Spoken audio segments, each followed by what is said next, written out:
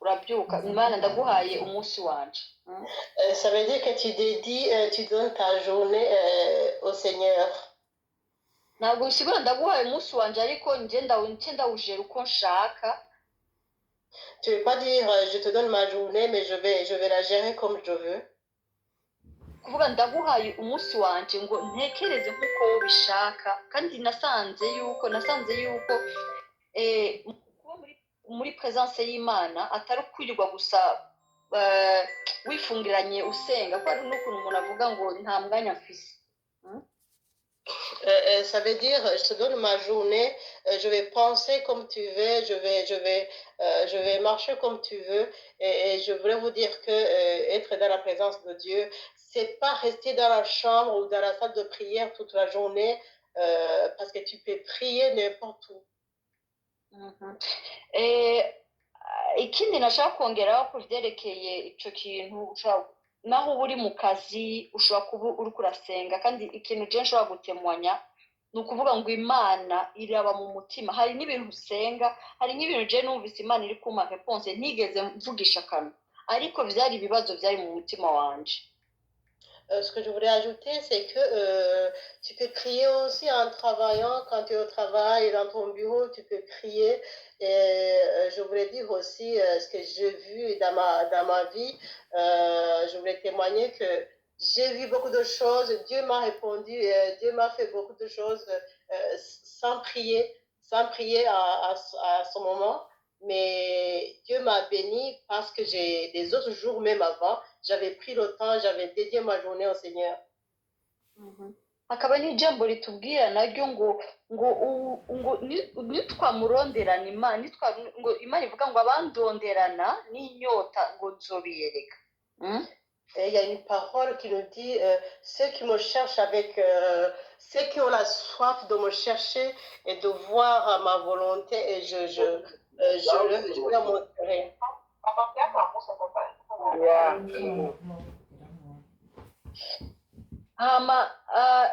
Kenshi umuntu agasanga aricaye akavuga none kurondera Imana gute, nje mwibarabara ndondere ngira iki, kuko kenshi hari ukuntu n'abigisha batwigisha ibintu ariko batishira muri place yo kwiyumvira ama question, kuko je na ma experience personnelle mpartage. Urumva nk'umuntu akakubwira ngo Imana iravuga ngo ndonderana ardeur ngo nzokwiyereka. Et des fois, on se pose beaucoup de questions, et des fois, on ne sait même pas comment prier, on ne sait pas comment chercher le Seigneur, et même ceux qui nous enseignent, des fois, ils ne se mettent pas dans notre place, parce que des fois, c'est compliqué. On se pose toujours la question, comment, quand Dieu nous dit, cherche ma face, cherche-moi avec ardeur, comment on fait?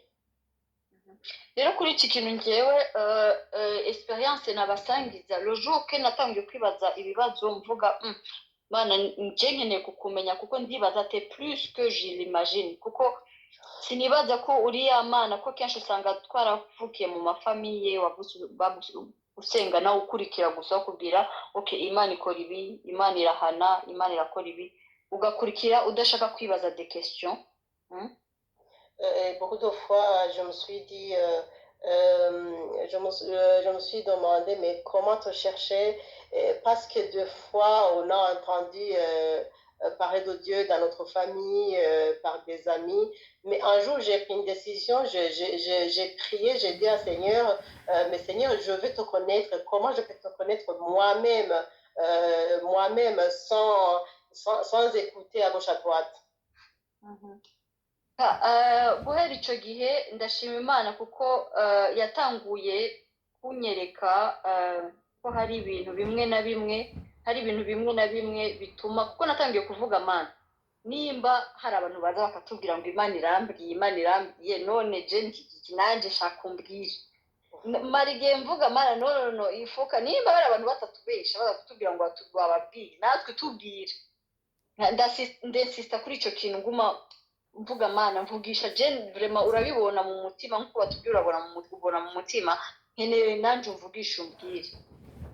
Des fois j'ai trouvé qu'il y avait des choses, vous savez, Et des fois, on prie et on rencontre des serviteurs de Dieu, ils nous disent, Dieu m'a dit ça sur toi, Dieu m'a dit ça sur toi, Dieu m'a dit ça sur toi.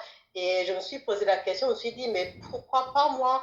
Pourquoi tu ne veux pas venir vers moi et me dire et me donner ce message? Pourquoi? muri icyo gihe rero ntangura kuza ngwa ku bintu bigenda bivuga ngo imana iravuga ariko ni twebwe tutazi kumva. Imana iratuvugisha buri munsi, ni twe tutazi kumva.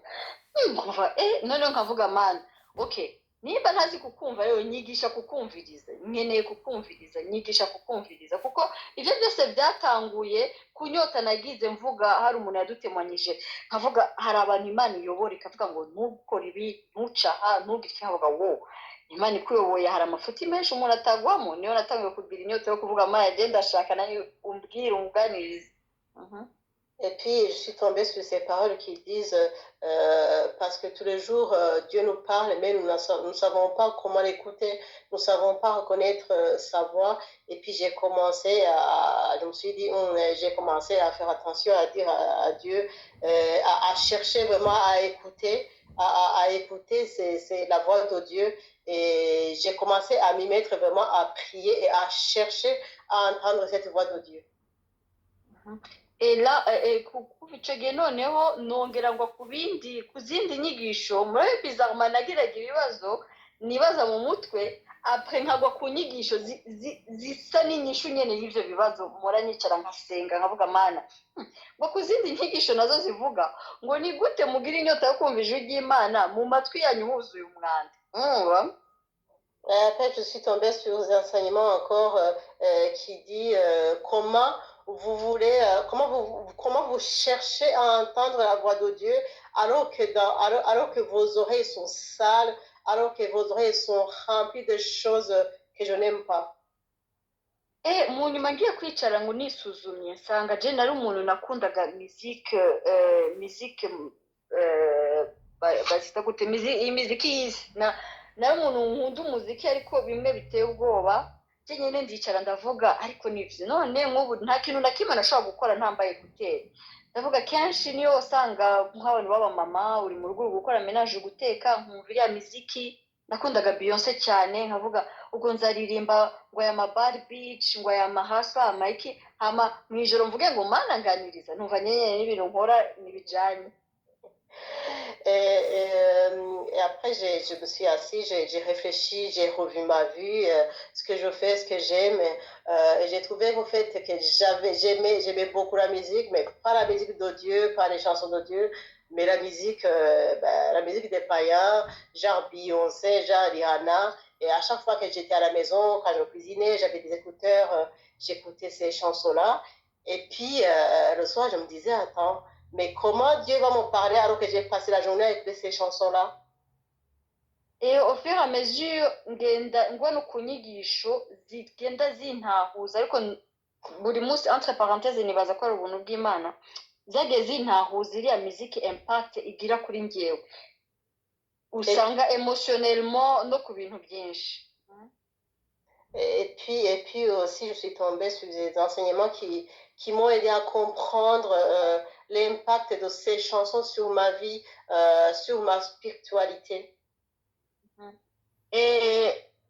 Uko nyene nk'uko mbwabwira nagiraga ibibazo nkagenda ngo ku nyigisho zigenda zisubiza. Naguye ku nyigisho nyinshi muri rusange zinyigisha yuko ngo Imana nk'uko batubwira ngo iratuganiriza tantôt d'une manière tantôt d'une autre.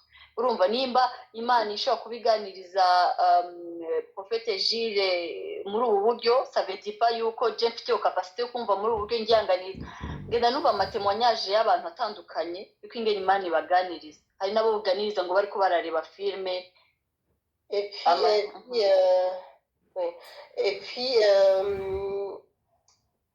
puis j'ai trouvé que je sais pas, c'est la même chose au fait. Au fur et à mesure, Dieu m'avait parlé à travers les témoignages des gens, à travers différentes prédications. J'avais des différents témoignages des gens qui me disaient, qui parlaient en disant, moi Dieu me parle de cette manière. Dieu me parle de telle manière. Et là, je comprenais vraiment le sens du verset qui disait, et Dieu, il parle tantôt d'une manière, tantôt d'une autre. Mbandanye mu kirundi urumva hama rero biza kumfasha mvuga rero je dois faire attention kumenya jewe nihe manière Imana inganiriza. Et puis j'ai cherché à comprendre de quelle manière Dieu me parlait moi-même. Hama bikaza bimfasha ngiye byaramfasha no kuvuga ngo okay, kugira inyota, iyo nyota yo gushaka kumenya Imana. Et puis ça m'a aidé vraiment à avoir cette